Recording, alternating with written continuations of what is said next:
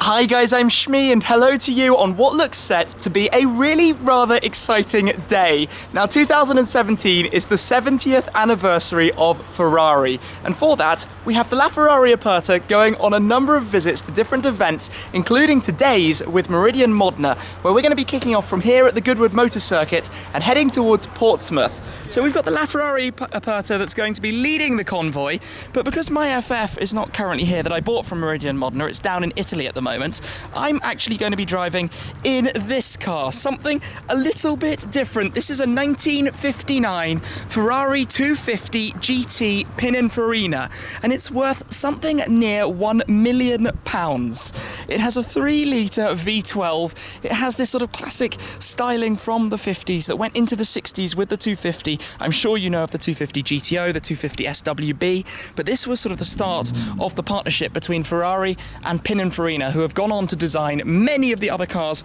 that are going to be taking part in today's events. The 458s, the Californias, all sorts of different cars from the different generations. Not so for the LaFerrari Aperta, but this is the flagship that is leading today's parade, the 963 horsepower LaFerrari Aperta. We have 237, but this is going to be quite an interesting driving experience for me. It is quite significantly different to driving in the more modern cars. I've got a 4-speed manual with overdrive. I've got all sorts of other things to be thinking about, and I'm rather looking forward to that. But first, let's just have a really quick wander up through the car park here, because there are lots and lots and lots of Ferraris. We have at least 70 cars for this 70th anniversary drive, from 488s and even an F12 TDF, a couple of F40s lurking. There's also an F50. So I think this should be quite a fun day today. Not only because I'm driving a really, really awesome car itself, but also because of everything else that is around me here that's taking part in today's event as they get started here. So FF Corsa out practicing on the track here.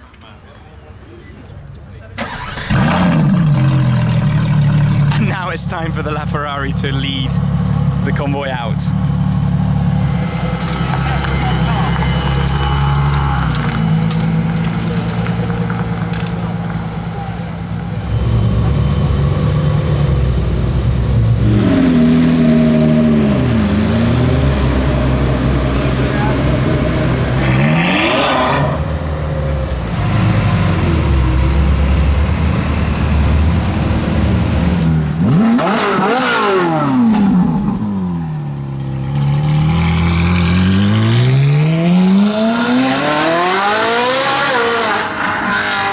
First cars have got started, led by the LaFerrari Aperta, but it's time now for us to jump into the 250 PF. I've got the keys here, so let's step in to this sort of like 812 Superfast of its day. In the 50s, this was what the 812 is now, a Super GT. So let's head on in and see what it's about.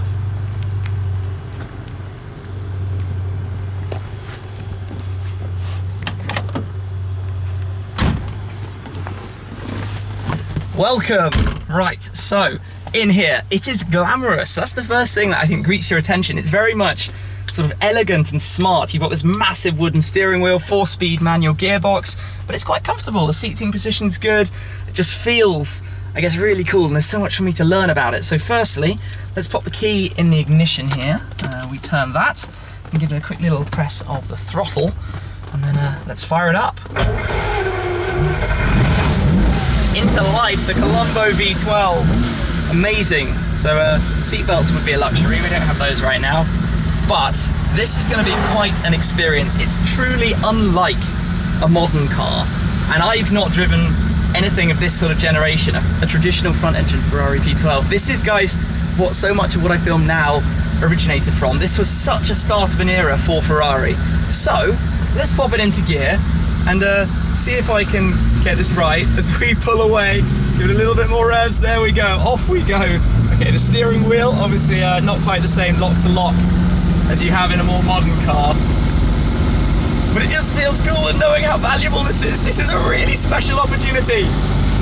I drive a lot of the modern cars, but it's quite rare to get behind the wheel of something of this generation. Obviously left-hand drive, even though we're in the UK. This car is owned and operated by Meridien Modena, who have invited me to drive it today. So a huge thanks to them, and a huge thanks to Ferrari as well for this. It's just cool, it's stylish, it's beautiful, the design is so lovely, and sitting in here, you feel like just a completely different experience. You know, this is literally like the start of so many of the things I do now. So away we go, out through the Goodwood tunnel. I've only got a mirror on the one side, I've only got a driver's side mirror, there's no mirror on the passenger side, so that would be a nice luxury we don't quite have right now. And away we head. First bit of acceleration out onto the road.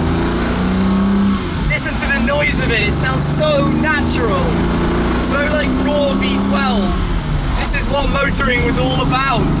Just imagine in the late 50s if you were driving one of these. It came out in Milan in 1958. It must have felt, I mean, how something probably like the LaFerrari feels now, but maybe more akin to the 812, like I said, that kind of super GT Grand Toro with a lot of performance. 237 brake horsepower, which at the time was huge. It obviously feels quite, I guess, wafty compared to current cars, floaty, but that's unsurprising. It does have hydraulic brakes, it does have, I mean, 237 brake horsepower, it's not slow. We're not going to be going up anywhere near its top speed today, but just cruising along into 4th gear. This feels really cool.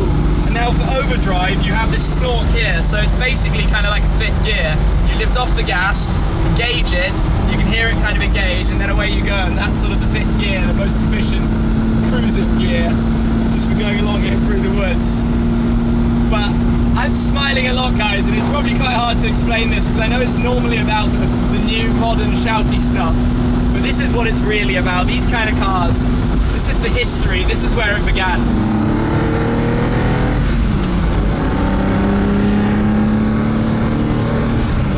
Imagine one day back in the late 50s driving this in anger and actually pushing on hard down these kind of roads. It's completely different to driving a modern car, and you must have been so much more on the edge than you are now. I can't even imagine. Just driving along in here feels so good. It's the raw noise. You occasionally get the bumps and bangs and crackles. Rice Krispie Land, quite literally. But it's just elegant and smart and awesome driving this thing. I don't really know what to say. When roads like this were being built, it was about the kind of time that cars like this were being built. So it's basically small, it's nimble, it fits, it squeezes down these countryside lanes. Steering is amazingly heavy, and there are no like electronic assistances or aids in something like this. This is you in the car, you feel it, you enjoy it, you have a good time, and you enjoy the experience. And I think that's what today is for me. It's an experience driving something that is literally this special. And obviously my concentration is very much on the road in front of me, but it's a wonderful thing to get wrapped up in. Driving this, it just kind of bounces along. It's smooth and quite gentle. It's actually quite relaxing to drive when you get over how heavy the steering is. But I want to press the horn for you because it's quite entertaining. So we're going to try that when we get to our destination. We're heading to Spinnaker Tower at the Gun Wharf in Portsmouth, where all the cars will be lined up. But so far the drive has just been incredible.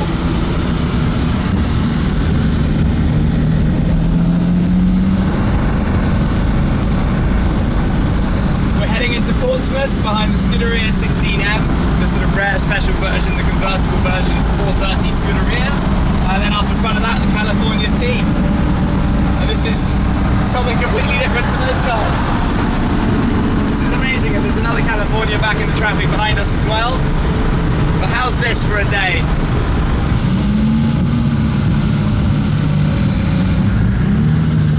And here we are, a little line of Ferraris queuing to get in, so we will try and do our best not obviously to overheat the car on the little drive-in, but it hasn't had any problems temperature-wise. Been keeping my eyes on the dials, and we'll get a good look at the whole lineup inside.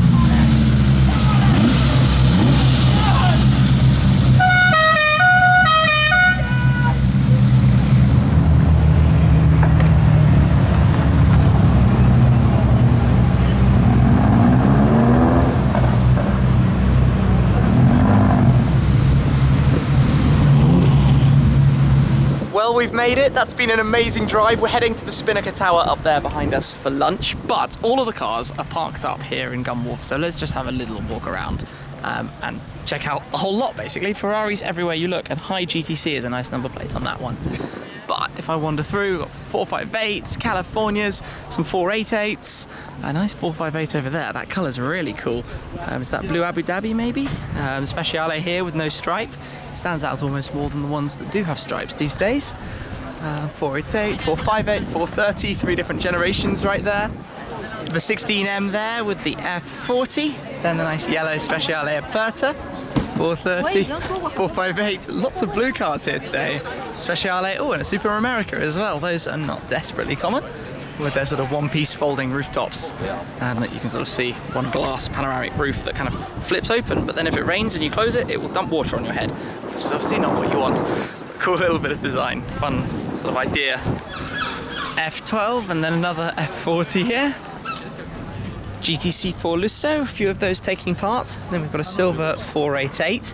And behind that, the F12 in the blue, the launch colour of the 488 Spider, which is a lovely, lovely colour. And the interior too, if you can see any of this, has the grey with the blue piping around the seat, which is really neat as well. And then a Speciale in the red with gold wheels as well.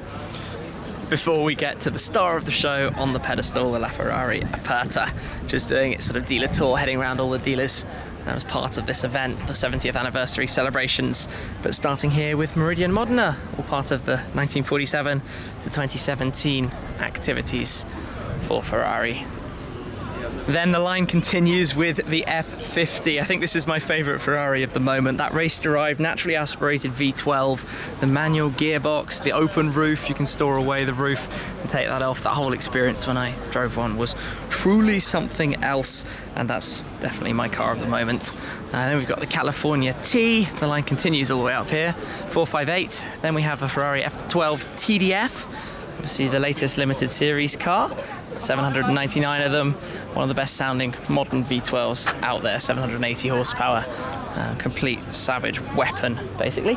And it carries on all the way up to here where we're going for lunch in the tower. And the reverse view, look down here at all of the cars, a sea of mostly red from up top. And if we pan this way, we will get to the LaFerrari lurking right there. Spotting a LaFerrari from 105 meters up in the air at the cafe up here, and the F50 and the TDF that we were looking at a moment ago. That's very cool. It's a lovely day today to be out for a drive. And I'm back down where the 250 PF is now here. So I had parked it outside just to not overheat it, driving it in. The guys have brought it in, parked it up here between the F50 and the LaFerrari Aperta. But let's take another little look around this, because this has been quite an experience for me driving in this car. It's rare to start. The 250 GT Pininfarina, only 335 of them, and then there are only 8 of these in the world that also have the Super America scoops and the Spider scoop on the bonnet as well. So finished in Grigio Argento. It's classic, it's traditional, it's elegant, and this car is actually 1959. Think about that. That's basically about to be 60 years old. It is double my age. It is smart. Just have another look at the interior here. It's a 2-seater. It's a Grand Tourer coupe. Just look at those dials. We talked a little bit about them earlier, but it's just everything you look at is just classically elegant. You've got these luggage straps back here for the rear shelf. Plenty of space. Just really, really cool. Really cool. It's so far kind of ahead of its time at that sort of period, the Ferrari 250. And it's been turning quite a lot of heads parked up right here, I can tell you that too. So as a driving experience for me, this has just been something totally different to what I usually drive. And you know, we're talking nearly £1 million for that car. Something sort of 800,000, 900,000, that sort of region. It's incredibly special, and this has been an awesome experience. So big thanks to Meridien Modena. But I think the cars are going to get ready to head off shortly, so we'll spectate them as they get underway before heading off ourselves.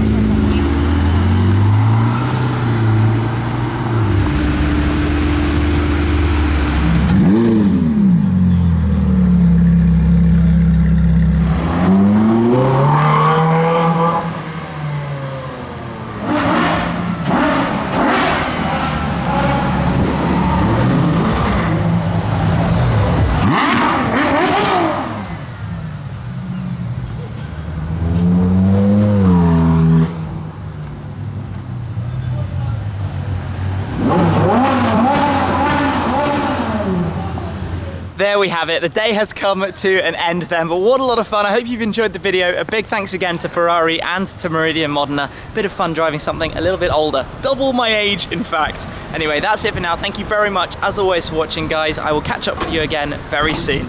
Cheers.